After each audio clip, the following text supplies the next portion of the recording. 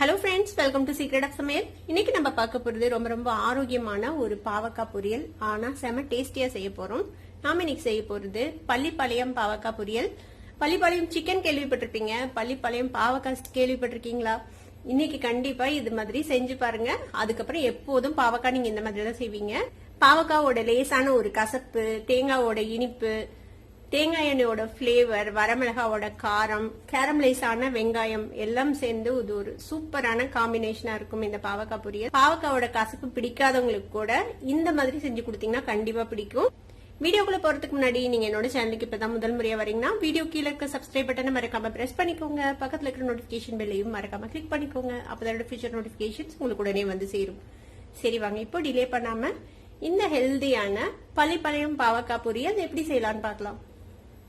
ஒரு 1/4 கிலோ அளவுக்கு பாவக்காவை இந்த மாதிரி நறுக்கி வச்சுக்கோங்க. இந்த மாதிரி சின்ன ஸ்லைசஸா நறுக்கி வச்சுக்கோங்க. இப்போ இதை வந்துட்டு நம்ம ஒரு ஹாஃப் குக் பண்ணி எடுத்துக்க போறோம். இப்போ ஒரு பாத்திரத்துல கொஞ்சமா தண்ணி சுட வச்சிருக்கேன். இதுல கொஞ்சமா மஞ்சள் தூள் சேர்த்திக்கலாம். ஒரு 1/4 டீஸ்பூன் மஞ்சள், 1/2 டீஸ்பூன் உப்பு சேர்த்திக்கலாம். ஒரே ஒரு கொட்டை புளி சேர்த்திக்கலாம். இது வந்து புளி சேர்த்து வேக வைக்கிறதுனால உங்களுக்கு அந்த கசப்பு கொஞ்சம் கம்மியாகும். இது கூடவே நம்ம வெட்டி வச்சிருக்கிற இந்த பாவக்காவை சேர்த்திக்கலாம். இந்த பாவக்காய் வந்து ஒரு ஹாஃப் குக் ஆகணும். அது வரைக்கும் நம்ம இதை வந்துட்டு வேக வச்சுக்க போறோம். ஒரு 7 to 8 நிமிஷம் ஆகும். இது எப்படி வேகட்டும். ஒரு 6-7 நிமிஷம் வெந்திருக்கு இந்த தண்ணியில. இப்போ ஒரு பாதி அளவுக்கு இது வெந்திருக்கும். இப்போ நம்ம இதை வடிகட்டிடலாம். ஒரு பேன் அடுப்புல வச்சிருக்கேன். இதுல வந்து நம்ம தேங்காய் எண்ணெய் ஊத்திக்கலாம். கொஞ்சம் அதிகமா ஊத்திக்கோங்க தேங்காய் எண்ணெய். உங்களுக்கு தேங்காய் எண்ணெய் பிளேவர் பிடிக்காது அப்படின்னா நீங்க அதுக்கு பதிலாக எண்ணெய் ஊத்திக்கோங்க. எண்ணெய் கூட கொஞ்சமா நெய் மிக்ஸ் பண்ணிட்டீங்கன்னா நல்லா இருக்கும். தேங்காய் எண்ணெய் ஊத்தி செய்யும் போது உங்களுக்கு கசப்பு தன்மை வந்து கொஞ்சம் கம்மியா இருக்கும். இல்லை சூடானதும் கொஞ்சமா கருவேப்பிலை சேர்த்திக்கலாம். கூடவே ஒரு 2 வரமிளகாவை கிள்ளி வச்சிருக்கேன், வரமிளகாய் சேர்த்திக்கலாம்.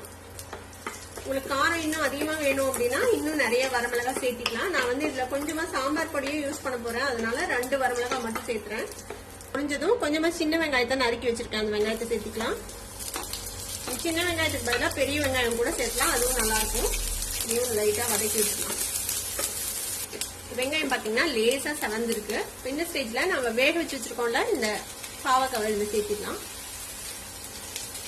இது கூட சாம்பார் பொடி சேர்த்திக்கலாம். ஒரு 2 டீஸ்பூன் அளவுக்கு சாம்பார் பொடி.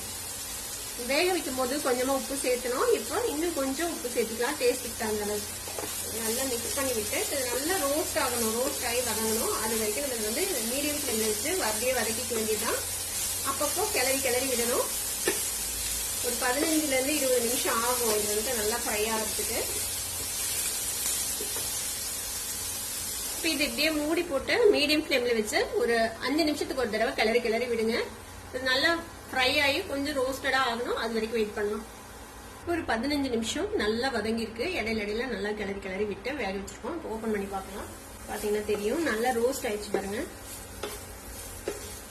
வெங்காயமும் நல்லா கேரமலைஸ் ஆயிருக்கும் நேரத்துக்கு. இந்த ஸ்டேஜ்ல சின்ன நறுக்கி வச்ச தேங்காய் வச்சிருக்கேன். தேங்காய் இதுல சேர்த்தி ஒரு கிளறி அரைக்கிற வேண்டியதான். தேங்காய் ரொம்ப ரோஸ்ட் ஆகணும்னு அவசியம் இல்லை, சும்மா ஒரு பெரட்டு மட்டும் பெரட்டி ஆஃப் பண்ணிடலாம். அவ்வளவுதான் ரெடி ஆயிடுச்சு. நம்ம அடுப்பு ஆஃப் பண்ணிடலாம். நம்மளோட சூப்பரான பள்ளிப்பாளையம் பாவக்காய் பொரியல் இப்ப ரெடி ஆயிடுச்சு. இதை வந்து நீங்க அப்படியே ஒரு ஸ்நாக் மாதிரி கூட சாப்பிடலாம். இல்லனா ஏதாவது ஒரு சைட் டிஷ் மாதிரி பொரியல் மாதிரி வச்சு நீங்க மித்த ரைஸ் ஐட்டம்ஸோட சாப்பிடலாம். சாம்பார் சாதம், ரசம் சாதம், தயிர் சாதம் எல்லாத்துக்கூடயும் நல்லா இருக்கும். கண்டிப்பா ட்ரை பண்ணி பாருங்க. ட்ரை பண்ணி பார்த்துட்டு எப்படி இருந்தது அப்படின்னு கமெண்ட்ஸ்ல ஃபீட்பேக் கொடுங்க. இந்த வீடியோ உங்களுக்கு பிடிச்சிருந்தா சப்ஸ்கிரைப் பண்ணுங்க, பக்கத்துல இருக்க பெல் ஐகானை கிளிக் பண்ணுங்க. அப்பதான் ஃபியூச்சர் நோட்டிபிகேஷன்ஸ் உங்களுக்கு உடனே வந்து சேரும். லைக் பண்ணுங்க, ஷேர் பண்ணுங்க. தேங்க்யூ ஃபார் வாட்சிங் this video viewers. Bye bye.